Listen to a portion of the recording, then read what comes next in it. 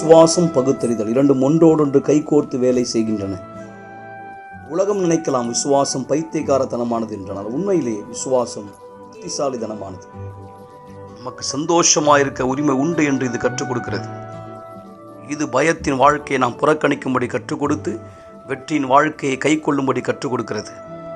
உங்கள் வாழ்க்கையில் எதுவுமே பலன் தராவிட்டால் இதுதான் நேரம். உங்கள் பகுத்தறிதலையும் விசுவாசத்தையும் பயன்படுத்தி உங்களுடைய உள்ளத்தினுடைய விருப்பங்களை எல்லாம் நீங்கள் நிஜமாக்கி கொள்ள வேண்டிய நேரம்.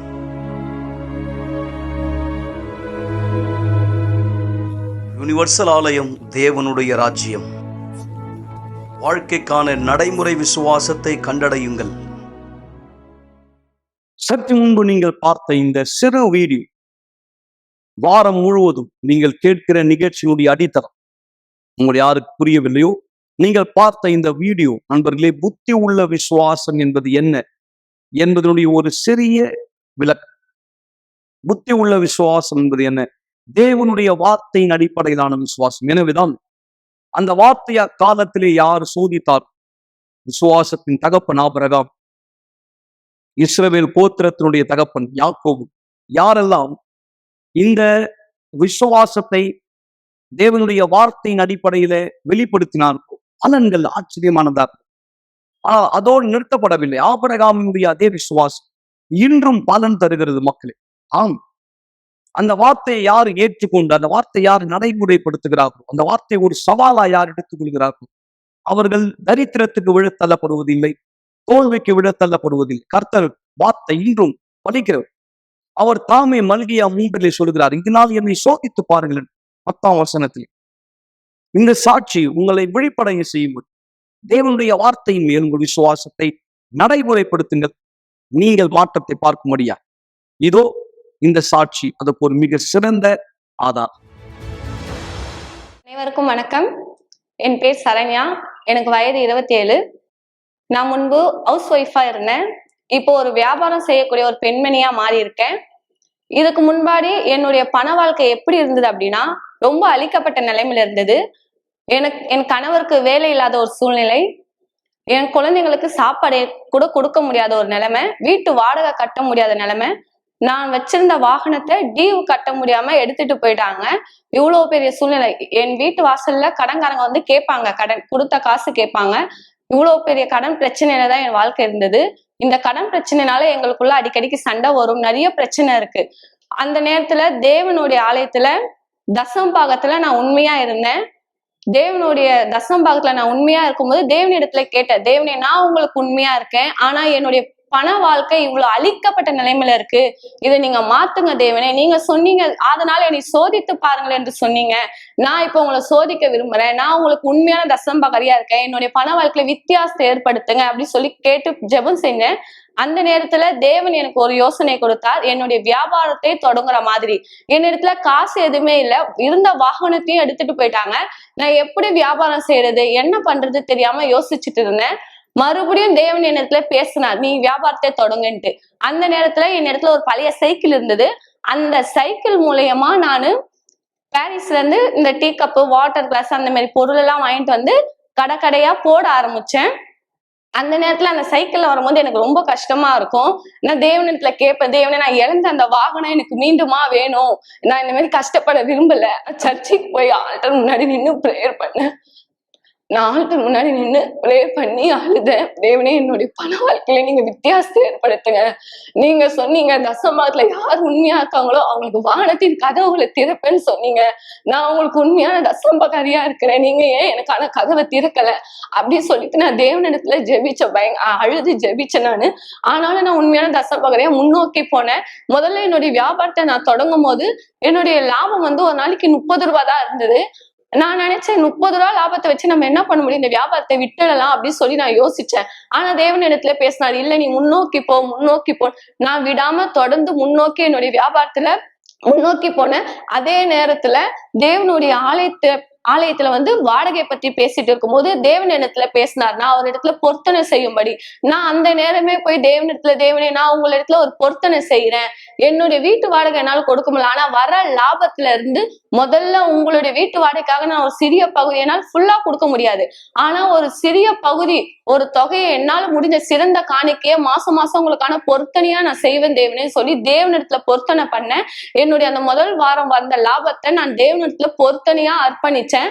நான் அந்த பொருத்தனையை செஞ்ச அன்னைக்கு தசம்பாகத்தையும் பொருத்தனையை போய் ஆல்டர் மேல வச்சு என்னுடைய பண வாழ்க்கையை முழுமையாய் மாத்துங்க, நான் உங்களுடைய சாட்சியாய் மாற வேண்டும் சொல்லி ஜெபிச்சுட்டு வீட்டுக்கு வந்தேன். நான் வந்து ஒரு 2-3 நாளுக்குள்ள என் கணவருக்கு நல்ல வேலை கிடைச்சது. நான் எந்த வாகனத்தை இழந்தோனோ அந்த வாகனத்தை மீண்டுமாய் போய் நான் எடுத்துட்டு வந்தேன். என்னுடைய பண வாழ்க்கையில மிகப்பெரிய வித்தியாசத்தை பார்த்தேன். என்னுடைய லாபம் 30 ரூபாய் இருந்த லாபம் இன்று வாரம் 4000 ரூபாய் வரைக்கும் தேவனை உயர்த்தி இருக்கிறார். என்னுடைய குடும்ப செலவுகளை சமாளிக்கக்கூடிய அளவுக்கு எனக்கான வருமானத்தை தேவன் கொடுத்திருக்கார். என் குழந்தைகளுக்கு சிறந்த உணவையும் சிறந்ததையும் நான் செய்கிறேன். நான் சிறந்ததை நானும் பாக்குறேன். தேவன் என்னுடைய பொருளாதாரத்தை மிகப்பெரிய அதிசயத்தை நிறுத்தினார். நான் தேவனை சோதிச்சு பார்த்தேன். நீங்களும் உங்கள் பண வாழ்க்கையில உண்மையா இருந்து தேவனை சோதிச்சு பார்த்தீங்கன்னா நிச்சயமா தேவன் உங்களுக்கான பதிலை தருவார். மீண்டும் நான் உங்களை வரவேற்கிறேன். யார் நீங்கள் இந்த சாட்சியை பார்த்தீர்களோ உங்களுக்காய் தேவனுடைய கரம் இன்றைக்கு நீட்டப்பட்டிருக்கிறது. ஜூன் 2ஆம் தேதி எங்களோடு இணையுங்கள்.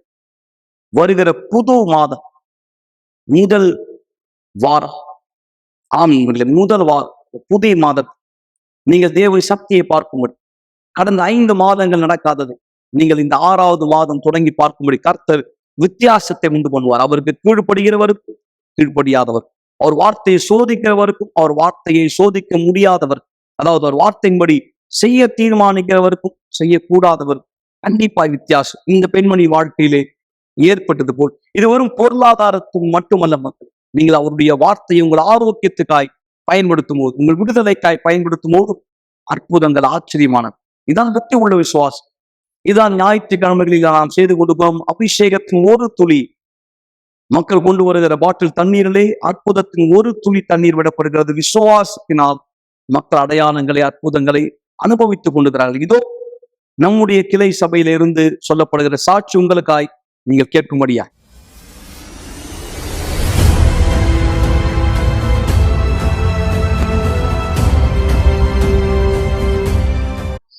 வருஷமா வயிறு அது வந்து ஸ்கேன் பண்ண சொன்னாங்க. ஸ்கேன் பண்ணும்போது நான் சொன்னாங்க 2 சைடு வந்து கிட்னில கல்லு போகுது, அந்த கல்லு வந்து நார்மலா வெளியே வராது, ஆபரேஷன் பண்ணி தான் எடுக்கணும், ஏன்னா சைஸ் வந்து உங்களுக்கு பெருசா இருக்கு 2 சைடு அப்படின்னு சொல்லிருந்தாங்க. நான் வந்து இதை ஏத்துக்கல. நான் ஒரு வாட்டி வரும்போது வாரம் தண்ணியை வந்து ப்ரெஸ் பண்ணுவாங்க. அந்த தண்ணியை வந்து நான் பண்ணி இதுதான் மருந்தா இருக்கு, நான் இதை குடிக்கும் பொழுது இது தன்னால வெளியில வந்து எந்த டாக்டர் ஆபரேஷன் பண்ணி இதை எடுக்கணும்னு சொன்னாங்களோ அந்த டாக்டர் சொல்றதுக்கு எப்படி இது தன்னால வந்ததுன்னு சொல்லிட்டு அப்படின்னு நான் கேட்கணும்னு நினைச்சேன். அதே மாதிரி தண்ணீரை பயன்படுத்தி நான் ஒவ்வொரு வாரமும் குடிக்கும் பொழுது எனக்கு ஃபீல் ஆச்சு, தேவை இங்க இருந்து நான் வெளியே போகும்போது எனக்கு இந்த பிரச்சனை இருக்கக்கூடாது. தண்ணி குடிச்ச கொஞ்ச நேரத்துல என்னாச்சு, எனக்கு மூவாவுக்கு வந்து எனக்கு ஃபீல் ஆச்சு. அது நினைச்சு வீட்டுக்கு போறதுக்குள்ளே வந்து அது கிளியர் ஆயிடுச்சு அந்த பிரச்சனை. இப்ப லாஸ்ட் டைம்ல நான் ஒரு ப்ராப்ளத்துக்காக நான் ஸ்கேன் பண்ணிருந்தேன். அதுல என்ன சொல்றேன், உன் கண்ணு 2 சைடு கிடையாதுமா, நீ கண்ணு பிரச்சனை இல்லை.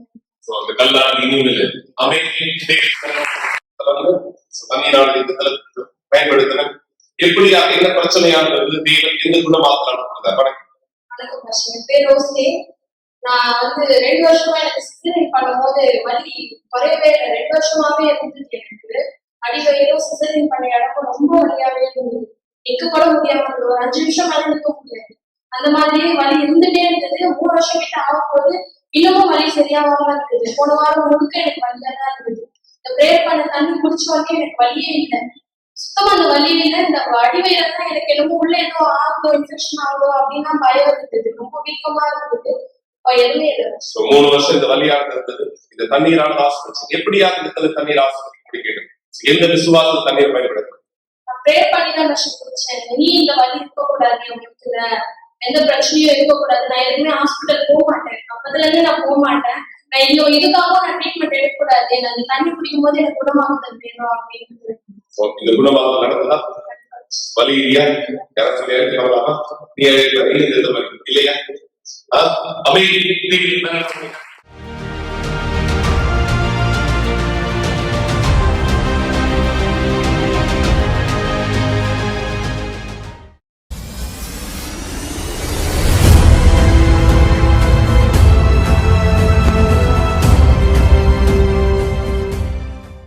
மீண்டும் நான் உங்களை வரவேற்கிற மக்களே, ஒரு மாபெரும் வல்லமையான அதி அற்புதமான வாழ்க்கை மாற்றத்தின் சாட்சி உங்களுக்கு முன்வைப்பதற்கு முன்பாக, இந்த மக்கள் யார் நீங்கள் சாட்சி அளிப்பது பார்த்தீர்களோ, எந்த இடத்திலே அவர்களுக்கான இந்த வல்லமை வெளிப்பட்டு சரியாக, இது வெறும் ஒரு குறிப்பிட்ட தரத்தை சேர்ந்தவருக்கோ குறிப்பிட்ட இடத்தை சேர்ந்தவருக்கோ மாத்திரமல்ல, நீங்கள் எந்த நம்பிக்கை சேர்ந்தவரோ எந்த இடத்தை சேர்ந்தவரோ உங்களுக்கும் இதே இடம் தயாரா இருக்கு. இதோ உங்களுக்கான ஒரு சிறப்பு அழைப்பை நான் முன்வைக்க விரும்புகிறேன். நம்முடைய தலைமை சபையிலிருந்து நீங்கள் எங்கள் சிறப்பு விருந்தினர், தேவனுடைய உதவியின் கரம் உங்களுக்காக நீட்டப்பட்டிருக்கிறது. இதை நீங்கள் பிடித்துக் கொள்ள கூடுமானால் இன்றும் கர்த்தர் உங்களுக்கு அதிசயம் செய்ய வல்லவரா இருக்கிறார்.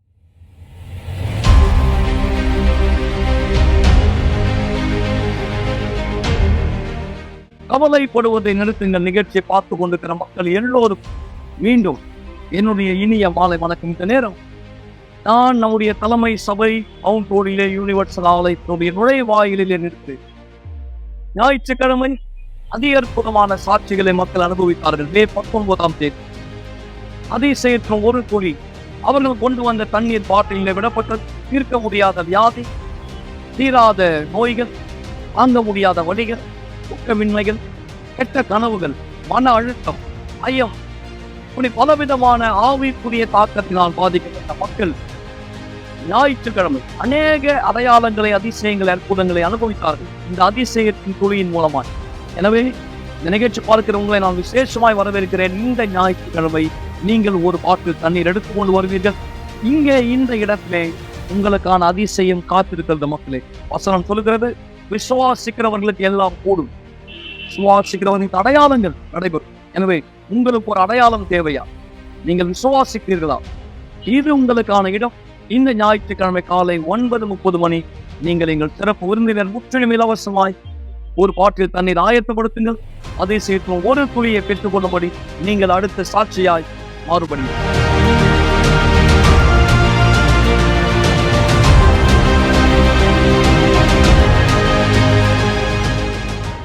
நான் உங்களுக்கு சொன்னதை போல ஒரு அற்புதமான அதி அற்புதமான வாழ்க்கை மாற்றக்கூடிய சாட்சியை பார்க்க போகிற நீங்கள் அதற்கு முன்பாய் வெள்ளிக்கிழமை விசேஷமாய் நான் உங்களுக்காக கொடுக்க போகிற இந்த அழைப்பை புரிந்து கொள்ளும்படி விரும்புகிறேன். ஆவிக்குரிய பாதிப்பின் அடையாளங்களுக்கு எதிராக வெள்ளிக்கிழமை நாம் போராடுகிறோம். வெள்ளிக்கிழமை நாம் விசுவாசத்தை உபயோகிக்கிறோம். ஒரு விசேஷமான விசுவாசத்தின் செயல் வெள்ளிக்கிழமைகளில் செய்யப்படுகிறது. எப்படி எலிசா சாவுக்கு ஏதுவான தண்ணீரை உப்பை போட்டு ஆசீர்வதித்து ஆரோக்கியமாக்கினார். அதில் சாவு இருந்தது. எலிசா அந்த உப்பை ஆசீர்வதித்து தண்ணீரிலே போடும்போது அந்த மரணம் ஜீவனாய் மாறி.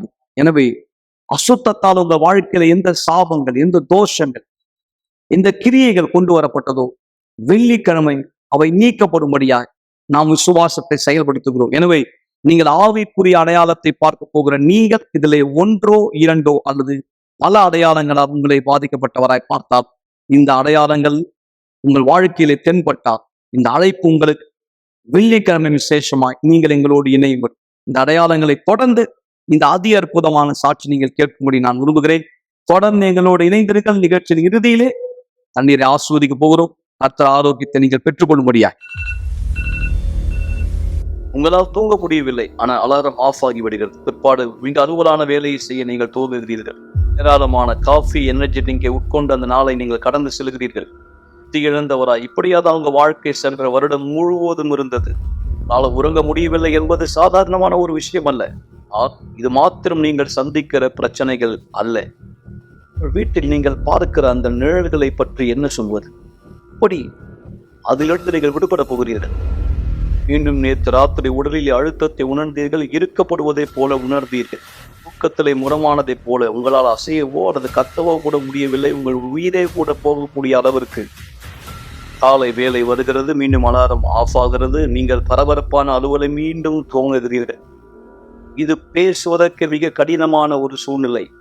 இந்த வழக்கமான தொடர்கதை விட்டு வெளியே வர வழி உண்டா? டிவி தானாகவே ஆஃப் ஆகி விடுகிறது. வீட்டில் தனியே இருந்தாலும் கூட யாரோ ஒருத்தர் உங்கள் பொருளை மாற்றி மாற்றி வைக்கிறார்கள். நீங்கள் ஆவிக்குரிய தாக்குதலுக்கு பாதிக்கப்பட்டுகிறீர்கள். இது 5வது தடவை இந்த மாதம் பதற்றத்திற்கான மாத்திரை வாங்க நீங்கள் மருந்து கடைக்கு சென்றது. இந்த மாதத்திலே அதிர்ச்சி தாக்குதலில் இருந்து உங்களை காத்துக் கொள்ளும்படி இறந்து போன குடும்பம் ஒருத்தர் உங்களோடு பேசுவதை போன்ற குரல்களை கேட்கலாம். இது இனி உங்கள் வாழ்க்கையாய் ஒருபோதும் இருக்கக்கூடாது. ஒவ்வொரு வெள்ளிக்கிழமையும் எங்களோடு இணையுங்கள். இந்த தொடர் சங்கிலியில் ஆவிக்குரிய அழுத்தத்திலிருந்து விடுபட 282 அண்ணா சாலை, சென்னையில்.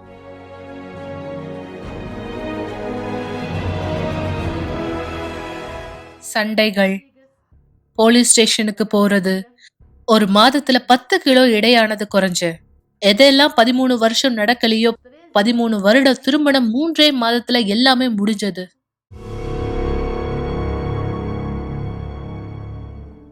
என்னுடைய பெயர் என்னுடைய பெயர் எங்களுக்கு சிறு வயதிலே திருமணம் ஆனது. நாங்க ஒரு நல்ல குடும்பத்தை உருவாக்கணும். 2 பசங்க, மிகப்பெரிய கனவோடு வளர்ச்சி அடையணும், முன்னேறணுங்கிற ஆசையோட கனவோட. ஆனா ஒரு தருணத்துல நாங்க எதிர்பார்க்காத விஷயம் எங்களுடைய வாழ்க்கையில நடைபெற ஆரம்பிச்சது. அதை நாங்க எதிர்கொள்ள வேண்டியதா இருந்தது. யார் எங்களை பார்ப்பாங்களோ, உதாரணமா எங்களுடைய அந்த அருமையான படுக்கை அறை பார்க்கும்போது நாங்கள் அருமையான குடும்பமாக தான் தெரியும். காரணம், எங்களுக்கு சொந்த வீடு இருந்தது, சொந்தமா கார்கள் இருந்தது. நாங்க 2 பேருமே வேலை செய்துட்டு இருந்தோம். என்னுடைய பிள்ளைங்க பிரைவேட் ஸ்கூல்ல படிச்சாங்க. நாங்க முன்பு போயிட்டு இருந்த ஆலயத்துல தனித்துவமா எங்களை ஜோடி இரட்டையர்கள் அப்படின்னு தான் சொல்லுவாங்க. ஆலயத்துக்கு எந்த ஒரு நெருக்கடியா இருந்தாலும் நான் உதவி செய்வேன். எப்பவும் எனக்கு அப்படியான ஒரு மனப்பான்மை. ஆலயத்துக்கு ஏதாவது ஒண்ணு தேவை, ஆலயத்துக்கு ஏதாவது ஒரு கஷ்டமான சூழ்நிலை, கண்டிப்பா நான் அங்க இருக்கணும், உதவி செய்யறதுக்காக நான் உதவி செய்யணும். எனக்கு அப்படியான ஒரு எண்ணம். நான் ஆலயத்துக்கு உதவி செய்யும் போது நான் பரலோகத்துல எனக்கான இடத்தை வாங்கிக்கிறேன் அப்படின்னு. ஆனா எங்களுடைய வாழ்க்கையில பிரச்சனைகள் எங்களை சூழ ஆரம்பிச்சது. எங்களுடைய திருமணம் உடைக்கப்பட்டது. ஒரு நாள் அவர் வீட்டுக்கு வந்தாரு. நான் இனிமேலும் உன்னை நேசிக்கலன்னு சொன்னாரு. என்ன நேசிக்கலன்னு அவர் சொன்னாரு. அவர் இனிமேலும் என் கூட இருக்க விரும்பலன்னு சொன்னாரு. மேலும் அவர் வீட்டை விட்டு வெளியேற போறதா சொன்னாரு. 3 மாதத்துல நாங்க அப்படியே 2 பேரும் சண்டை போட ஆரம்பிச்சிட்டோம். ஒரு பெண் என் வாழ்க்கையில நுழைந்தால் நான் அவளோட உறவுல ஈடுபட ஆரம்பிச்சேன். அந்த அளவுக்கு நான் தொலைஞ்சு போன நான் மாறிட்டேன். என் வீட்டை விட்டு வெளியே வந்துட்டேன். என் பசங்களையும் என் குடும்பத்தையும் நான் சுத்தமா மறந்துட்டேன். அந்த பெண்ணை என்னுடைய அடுத்த மனைவியா நான் ஏற்கனவே முடிவெடுத்துட்டேன். என் மனசளவுல என் மனைவியை முன்னாள் மனைவியா நான் தீர்மானிச்சுட்டேன். என் மனைவியோட நான் இனி பேசுறதே இல்லாம ஆயிட்டேன். என்னுடைய மனைவியை முன்னாள் மனைவியா நான் கருத ஆரம்பிச்சுட்டேன். நேரடியான பேச்சுவார்த்தையா இருக்காது. நான் என் வக்கீல் கிட்ட பேசுவேன், என் மனைவி அவங்க வக்கீல் கிட்ட பேசுவாங்க. வக்கீல் மூலமா தான் நாங்க ஒருத்தர் பேசிக்கிட்டோம். இந்த எல்லா பிரச்சனைகள் மத்தியில என் வீட்டை காட்டிலும் ரொம்ப சின்ன சின்ன வீட்டுல நான் வீட்டு வேலைக்காரியான அந்த நபருடைய வீட்டு டாய்லெட்டை நான் அழுத்துக்கிட்டே சுத்தம் செய்வேன். அது ரொம்ப கஷ்டமா இருந்தது. அது கடினமான சூழ்நிலை. ஆலயத்துக்கே நான் போகாம இருக்கணும்ன்ற ஒரு எண்ணத்துல இல்ல. நான் என்னுடைய காதலியோட, அதாவது நான் திருமணம் செய்து கொள்ள போற பெண்ணோட நான் யூனிவர்சல் ஆலயத்துக்கு போனேன். இப்ப நாங்க நினைச்சோம் நாங்க 2 பேரும் தனித்தனி ஆலயத்துல இருக்கிறோம். நான் யூனிவர்சல் ஆலயம், மனைவி முன்னாள் ஆலயம். என்னால இரவு நேரத்துல தூங்க முடியாது. எனக்கு தூக்கமில்லா இரவுகள் இருந்தது. இன்னும் சொல்ல போனா நான் 10 கிலோ எடைய கூட குறைஞ்ச. அது ரொம்ப மோசமானதா இருந்தது. ஒரு நாள் ராத்திரி நான் தூங்கல. நான் சர்ச்சோட டிவி ப்ரோக்ராம் பார்த்துட்டு இருந்தேன். நான் அன்பின் சிகிச்சை கூட்டத்தின் மீட்டிங்கை பார்த்துட்டு இருந்தேன். அது எனக்கு ரொம்ப பிடிச்சமான கூட்டம். ஒரு தருணத்துல கூட்டத்துக்கு வந்தவங்களை கூப்பிடுறதுக்கான தருணமானது அந்த இடத்துல இருந்தது. அந்த டிவி ப்ரோக்ராம்ல யார் அதுல கடந்து போறத நான் பார்த்தேன்னா இந்த தம்பதிகளை தான். எனக்கு அது ரொம்பவும் எதிர்ப்பை உருவாக்குச்சு. எனக்குள்ள மாபெரும் எதிர்ப்பு உருவாச்சு. அதன் பிற்பாடு நான் போன் எடுத்து ஆவிக்குரிய உதவி செய்யறவங்களை தொடர்பு கொண்டேன். நான் சொன்னேன், விவாகரத்து கூட ஆகாத அந்த நபரை, திருமணமாகாத ஒரு நபரோட எப்படி உங்க ஆலயத்துல அனுமதிக்கிறீங்கன்னு கேட்டேன். அதற்கு அந்த நபர், உங்க பெயர் என்ன, அந்த நபருடைய பெயர் என்னன்னு கேட்டாரு. அந்த தருணத்துல இருந்துலாம் எங்களுடைய வாழ்க்கை எல்லாமே மாற ஆரம்பிச்சுன்னு. அந்த தருணத்துல அந்த நபர் எங்களுடைய பெயர்களை பெற்றுக்கொண்ட எனக்குள்ள உறுதி இருந்தது, அந்த ஜபங்கள் வேலை செய்யும்னு. மேலும் நான் நினைச்சேன், அந்த பெண் அவளுக்காக போராடுறான்னா நான் என்னுடைய ஜபத்துல எனக்காக போராடணும். எனக்கு சொந்தமானதை நான் கைப்பற்றணும். எனக்கு சொந்தமானதை நான் அடைஞ்சே தீரணும். ஏன்னா அவர் என்னுடைய சொந்தம். அவர் என்னுடைய கணவரா இருக்காரு. விவாகரத்துக்கான எல்லா டாக்குமெண்ட்டும் வந்தது. உண்மையாவே ரொம்ப கடினமான ஒரு முறையா இருந்தது. ஏன் அப்படின்னு பார்க்கும்போது இது கோர்ட்டு சம்பந்தமான விஷயம். ஏன்னா இது குடும்பம் சம்பந்தமான விஷயம். அது ரொம்ப உண்மையா கடினமா இருந்தது. பேப்பர் என் கையில வந்த உடனே நான் அதை சின்னதா ஆக்கிக்கிட்டேன். ஏன்னா நான் அந்த பேப்பரை எல்லா இடத்தையும் என் கையில எடுத்துட்டு போவேன். மக்கள் யாராவது கேட்டா நான் சொல்லுவேன், இல்ல நாங்க பிரிஞ்சிட்டோம், எனக்கு விவாகரத்து ஆயிடுச்சு. அந்த அளவு நான் அதுல ரொம்ப ஆழமா மூழ்கிட்டு இருந்த அந்த சமயத்துல நான் உணர்ந்தேன். எனக்கு தெரிய வந்தது, நான் அந்த பெண்ணால துரோகம் இழைக்கப்பட்டு கொண்டிருக்கிறேன். எப்படி என்னை பயன்படுத்தி என் மனைவிக்கு துரோகம் பண்ணும்படி அந்த பெண் செய்தாலோ அதே போல என்ன பயன்படுத்தி அவ எனக்கு துரோகம் செய்துட்டு இருந்தா. எல்லாமே மோசமானது. நான் அப்புறம் தனியா அங்கே யூனிவர்சல் ஆலயத்திலே இருந்தேன். அப்படியா, நான் வெறும் ஒரு மத ரீதியான மனுஷனா தான் இருந்தேன்றதை புரிஞ்சுக்கிட்டேன். வெறும் ஆலயத்துக்கு தான் போயிட்டு இருந்தேன் புரிஞ்சுக்கிட்டேன். நான் என்னுடைய குணாதிசயத்தை மாத்திக்கணும், ஆவிக்குரிய வாழ்க்கையை நான் மாத்திக்கணும், நான் மாறணும்.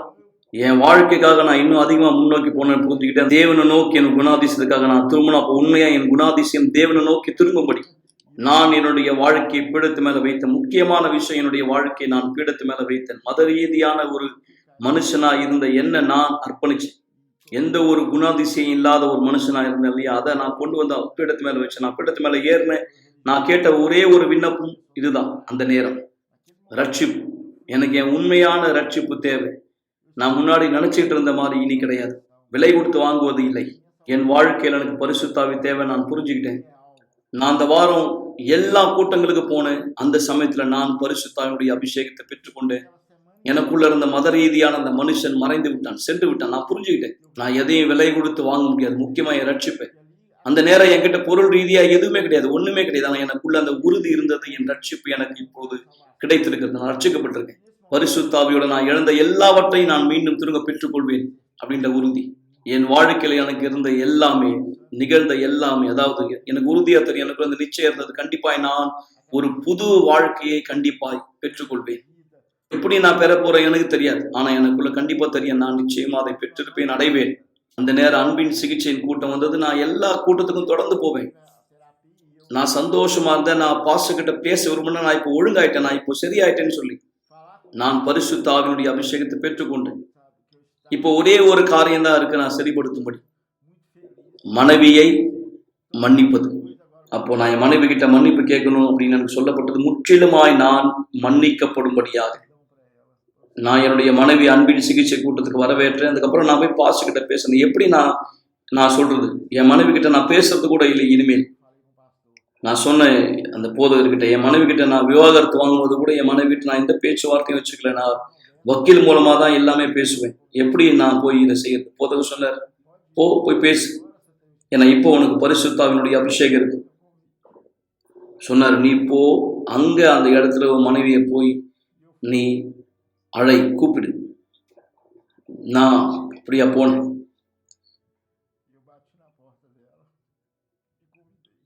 நான் கதவை தட்டி என் மனைவியை வரவேற்றேன். என் மனைவி ஏற்றுக்கொண்டாங்க. அன்னையில இருந்து நான் அவரோட கூட்டத்துக்கு போயிருந்தேன். தேவன் எங்கள் வாழ்க்கையை முற்றிலுமா புதுப்பிச்சிருக்காரு. எனக்கும் பரிசுத்த ஆவியானவர் கூட அனுபவம் ஏற்பட்டிருக்கு. பல தருணத்துல நான் பரிசுத்த ஆவியானவரை குறித்து கேட்டிருக்கேன். அவர் நமக்கு வெளிப்புறத்திலேயே இருக்காரு. ஆனா நம்ம அவரோட உறவு ஏற்படுத்தும் பொழுதுதான் அவர் நமக்குள்ளாக வருவாரு.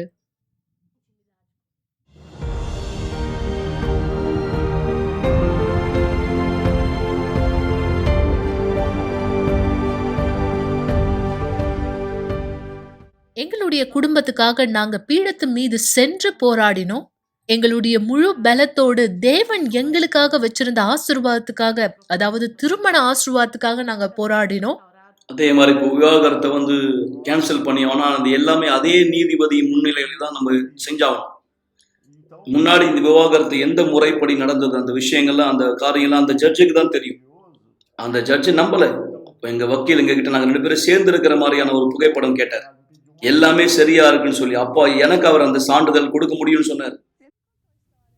அவர் என்னை தேடி வந்தாரு, என்கிட்ட சொன்னாரு, நாங்க பீடத்து மேல ஏறினோம், நாங்க ஒருத்தருக்கு ஒருத்தர் புரிஞ்சுக்கிட்டோம், ஆலோசனை பெற்றுக்கொண்டோம், இப்போ நாங்க திரும்பவும் திருமணம் செஞ்சுக்க விரும்புறோம். ஆமா, திரும்பவும் திருமணம் செஞ்சுக்க விரும்புறோம்னு சொன்னாங்க. ஏன்னா அவங்க திரும்பவும் திருமணம் செஞ்சுக்கணும்னா அவங்க நீதிபதி கிட்ட இருந்து அனுமதியை பெற்றிருக்கணும். நான் அவங்க கிட்ட சொல்லியிருந்தேன், விவாகரத்துக்கு வசூலிப்பேன், ஆனா திருமணத்துக்கு வசூலிக்க மாட்டேன். அவங்களுடைய திருமணத்துல ஒரு பகுதியா இருக்க விரும்பினேன். பல பேர் சொன்னாங்க, நீ பைத்தியக்காரி, திரும்பவும் அதே கணவரோட திருமணம் செஞ்சுக்கிறியான்னு கேட்டாங்க. ஆமா, நான் திருமணம் செஞ்சுக்கிட்டேன். ஆமா, அதே கணவரை திருமணம் செஞ்சுக்கிட்டேன். ஏன்னா முன்பை காட்டிலும் நாங்க இருவரும் இன்னும் பலமா இருப்போம்னு சொல்லிட்டு நாங்க அன்பின் சிகிச்சை கூட்டத்துல திருமணம் செஞ்சு கொண்டோம். இப்போ நாங்க விடுதலை செய்யப்பட்ட தேவனுடைய பிள்ளைகளா இருக்கோம். என்னுடைய பிள்ளைங்க எல்லாரும் ஒற்றுமையா இருக்கிறாங்க. என்னுடைய மனைவி இனிமேல் என் மனைவியா மாத்திரமல்ல, எனக்கு ஒரு நல்ல ஒரு தோழியா, உடன் தோழியா இருக்காங்க. என்னுடைய பெயர் ஆனா மரியா. நான் 2 தடவை அதே கணவரோட திருமணம் செஞ்சு கொண்டேன். ஆனா இப்ப அவர் வித்தியாசமான கணவரா இருக்காரு. இன்னைக்கு மேரி ஒரு அர்ப்பணிக்கப்பட்ட மனைவியா இருக்காங்க. லாயர் அந்த சான்றிதழ்ல என்ன எழுதினாரோ சர்டிபிகேட்ல முற்றிலும் வித்தியாசமான ஒரு பெண்ணா இன்னைக்கு ஒரு அருமையான தாயா என் பிள்ளைங்களுக்கு இருக்காங்க. ஒரு மிக சரியான மனைவியா இன்னைக்கு இருக்கிறாங்க. முற்றிலும் மாற்றம் அடைந்த ஒரு மனைவியாக. நான் உன்னை நேசிக்கிறேன். நானும் உங்களை நேசிக்கிறேன். ஒரு கிளாஸ் தண்ணீரை ஆயத்தப்படுத்திக் கொள்ளுங்கள் அல்லது தொலைக்காட்சிக்கு அருகாமையிலே வாருங்கள். இந்த நேரம் உங்களுக்கான ஒரு சிறப்பு ஜெபத்தை நாம் செய்ய போகிறோம். நிகழ்ச்சியின் இறுதிக்கு நாம் வந்திருக்கிறோம். சற்று நேரத்தில் நாம் ஜெபிக்க போகிறோம். நாளை நம்முடைய விசேஷமான பைபிள் பாடம் பரிசுத்த ஆவிக்கான கூட்டம் நீங்கள் தவறவிடக்கூடாது. இப்பொழுதும் நீங்கள் எங்களை தொடர்பு கொள்ள விரும்பினால் இந்த ஜெப நேரத்திலே நீங்க உடனடியாய் செய்யலாம் அல்லது ஜெபத்தில் எங்களோடு பங்கேறுங்கள். இன்றும் இந்த இரவு அதே இடத்திலே நீங்க கண்டிப்பாக ஒரு அதிசயத்தை பெற்றுக்கொள்ள முடியும். நாம் நம்மை ஆயத்தப்படுத்தலாம். இந்த ஜெபத்தின் நேரமா இருக்கு. ஒரு கிளாஸ் தண்ணீரை ஆயத்தப்படுத்திக் கொள்ளுங்கள் அல்லது தொலைக்காட்சிக்கு அருகாமையிலே வாருங்கள். இந்த நேரம் உங்களுக்கான ஒரு சிறப்பு ஜெபத்தை நாம் செய்ய போகிறோம். நேற்றும் இன்றும் என்றும் மாறாத என் ஆண்டவராகிய இயேசு, விசுவாசத்தினாலே நாங்கள் உண்மை அணுகுகிறோம். விசுவாசத்தினால் எங்கள் ஜெபங்கள் கேட்கப்படுகிறது. புத்தி உள்ள விசுவாசத்தினால் அதிசயங்கள் நடைபெறுகிறது. உன் வார்த்தையினுடைய அடிப்படையிலான விசுவாசம் இதுதான் ஆபிரகாம், ஈசாக்கு, யாக்கோபு என்பவர்கள் கடைபிடித்தார்கள். புதிய ஏற்பாட்டு காலத்திலே பேசும்போது பவுல், பேதுரு, யோவான் என்பவர்கள் கடைபிடித்தார்கள். இன்னும் அநேகர். ஆண்டவரே, இன்றைக்கும் நீர் எங்கள் மத்தியில் அடையாளங்களை, அற்புதங்களை செய்கிறீர். இதே விசுவாசத்தினால் நீர் மாறாதவராய் இருப்பதை போல வார்த்தை மாறுவது இல்லை. இன்றைக்கு யார் இந்த வார்த்தை இந்த நிகழ்ச்சியின் வாயிலாக கேட்டார்களோ அவர்கள் எந்த இடத்தை சேர்ந்தவரோ, சென்னையிலே, தமிழ்நாட்டிலே, இந்தியாவின் எந்த மாநிலத்திலே, வேறு ஒரு நாட்டை சேர்ந்தவராக இருந்தார், இதே வார்த்தை சென்று இவர் கையிலே பிடித்திருக்கிற தண்ணீரை அபிஷேகிப்பதாய் இதிலிருந்து பருகுகிறவர்களுக்குள்ளே ஜீவன் செல்லட்டும், குணமாக்குதல் செல்லட்டும், பணிகள் மறையட்டும், பலவீனங்கள் மறையட்டும், வல்லமை வெளிப்படட்டும். தேவன் தண்ணீரை ஜெபத்தை விசுவாசிக்கிற ஒவ்வொருவரை ஆசீர்வதிக்கிறேன் ஆண்டவராக இயேசுவின் பெயரால். ஆமென். ஆசீர்வாதமான தண்ணீரை பருகுங்கள். அன்பர்களே, கண்டிப்பாக நீங்கள் வல்லமை அனுபவித்துக் கொண்டிருக்கிறீர்கள். உங்கள் சாட்சியங்களுக்கு தெரியப்படுத்த மறக்க வேண்டாம். நாளை இரவும் இதே நிகழ்ச்சி எங்களோடு இணைந்தீர்கள். நாளையும் நீங்கள் கேட்க போகிற சாட்சிகள் விசேஷமான சொன்ன வார்த்தை மறக்காதீர்கள். ஆண்டவர் மாறாததா இருப்பதை போல அவர் வார்த்தை மாறுவதில்லை. அந்த வார்த்தையின் மீது ஒருத்தர் வெளிப்படுத்துகிற விசுவாசம் தான் புத்தி உள்ள விசுவாசம். இந்த வார்த்தையை நீங்கள் சோதித்தால், செயல்படுத்தினால் பலன் கண்டிப்பாய் உண்டு. நாளை மீண்டும் உங்களை சந்திக்கும் வரை தேவன் ஆசீர்வதிப்பாரார். செல்வார். ஒரு நாள் நீங்க கடைசியா இந்த உலகத்துல எழுந்துப்பீங்க. அந்த நாள் கடைசியான நாளா இருக்கும்.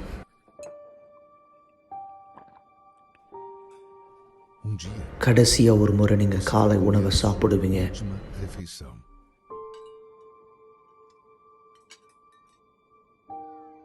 ஒரு நாள் உங்க குடும்பத்தினுடைய முகத்தை கடைசியா நீங்க பார்ப்பீங்க.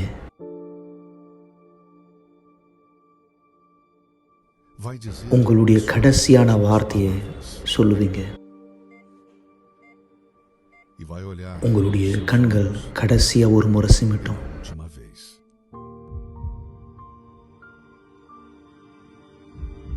உங்க இருதய துடிப்பு கடைசியா ஒரு முறை துடிக்கும்.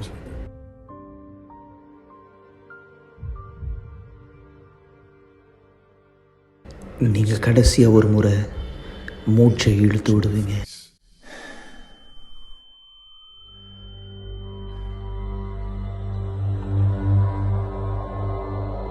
அந்த நேரம் உங்களுடைய ஆவிக்குரிய கண்களை திறக்கப்படும்.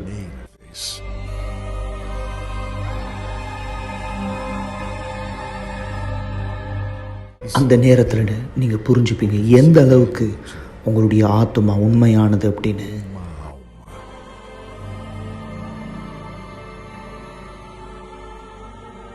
அந்த நாள் இந்த பூமியில நடந்தது எல்லாமே உங்களுடைய ஆத்மாவை காப்பாற்ற மட்டும் நீங்க புரிஞ்சுப்பீங்க.